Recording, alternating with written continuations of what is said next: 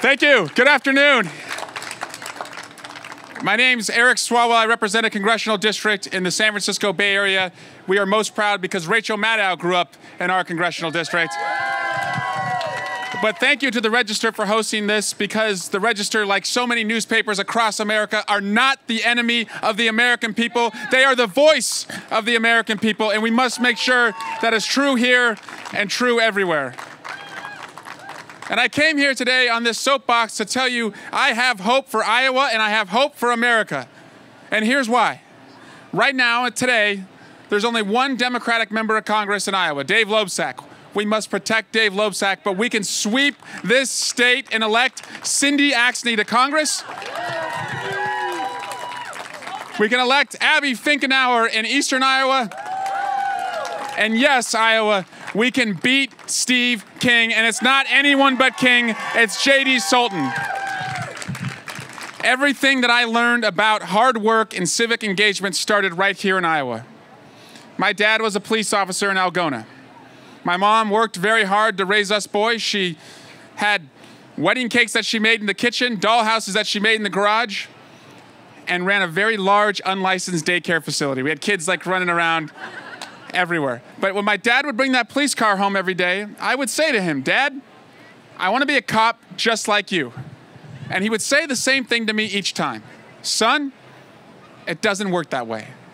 And what he meant, and what he and my mom went on to show me, was that they worked so hard, they dug so deeply, and sacrificed everything because they wanted me to be the first in the family to go to college. That's the American dream. It's at the center of our identity, that if we work hard, we can do better for ourselves and dream bigger for our kids. And I'm afraid that today in America, we are seeing that wages are going down, people are working harder, but they're just running in place.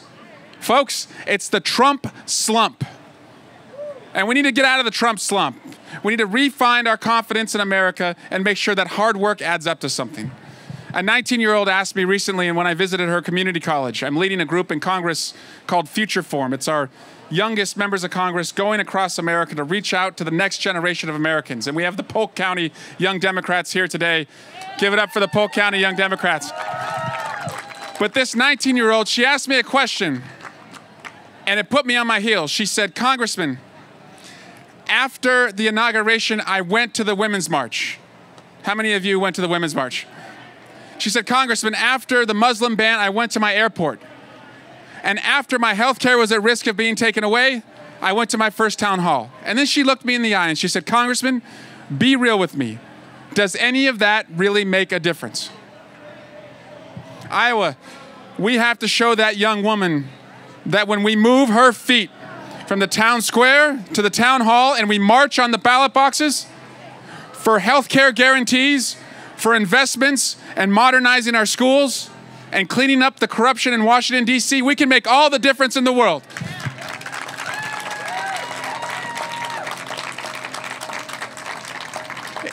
Here's what we have to unite around in 2018. We have to tell every American that you have a health care guarantee. If you are sick, you will be seen. If you are seen, you will not go broke because of it. It's time that we join the rest of the free world and have Medicare for all.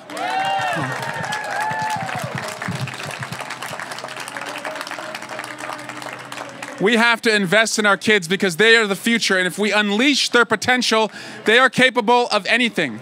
That means an infrastructure plan includes modern schools in every community, not just the wealthy communities, and that we value the teachers who prepare our kids. And inside those walls, at those schools, we have to protect our children. Next week, many kids across America will go back to school, and they're going to be filled with anxiety again.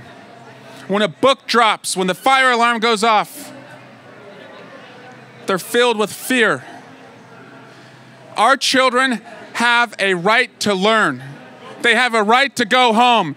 And their right to live is greater than any right afforded in the Constitution. We have to pass background checks on every firearm purchase and take the most dangerous weapons of war out of the hands of the most dangerous people. We can do that and protect our kids. Protect each and one of you and your families. And when it comes to those tax cuts, guess what? 80% of the benefits went to 20% of Americans.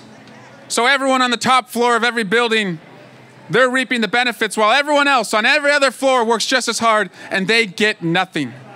That's not fair. We want our businesses to compete, but we should tie lower taxes to profit sharing and equity sharing so that the hard work adds up. And Iowa, if we're going to address healthcare issues, if we're going to invest in our kids, we have to get rid of the structural issues that hold us back. That means scrubbing our country of dirty, gerrymandered maps and dirty outside money. Iowa, you do it right. You have independent commissions to draw your maps. Every state in America should do that, so it's a battle of ideas, not politicians protecting their friends. When it comes to the dark money, your voices are being silenced. You know that what happens in Washington, D.C. affects you and your family, and whether your hard work means anything. But outside voices are spending more money. So we must strip down to the studs the Citizens United ruling. We must move to a publicly financed system so that your voice counts, your voice is heard, and your voice changes America. We've got about 80 some odd days to go until we start to see change in Iowa and change in America. And along the way, we must keep resisting. It's your resisting that is working.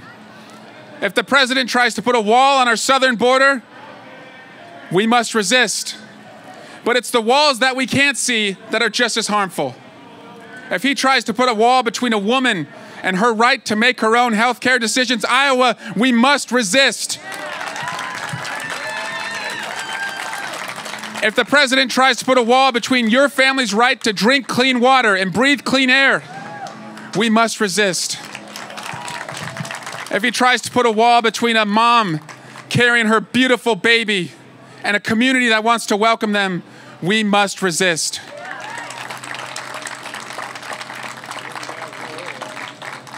Now, I went on to college. I went on to law school. I came back home in my community and worked as a prosecutor. I still have a lot of student loan debt to show for that. But the only debt-free education I have gotten has been a PhD in Russian studies. We have seen in the last 18 months what Russia has tried to do to our democracy. So if this president tries to put a wall between the truth and what happened with the Russians, for the sake of our democracy, for the sake of free and fair elections, Iowa, we must resist.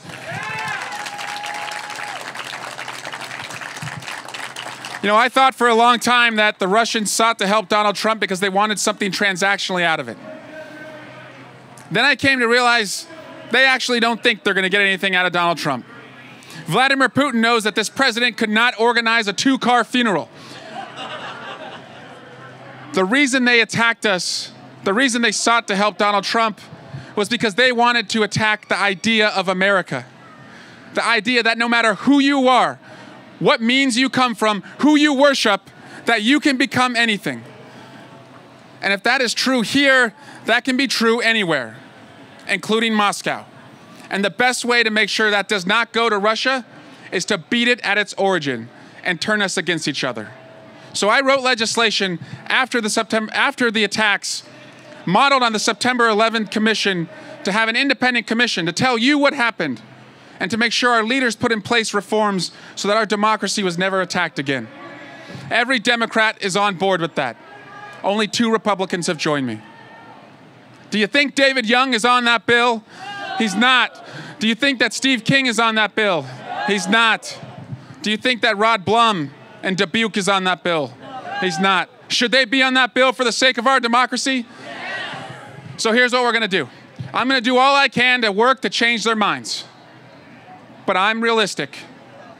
And I know that what we really have to do over the next 80 days is change their seats.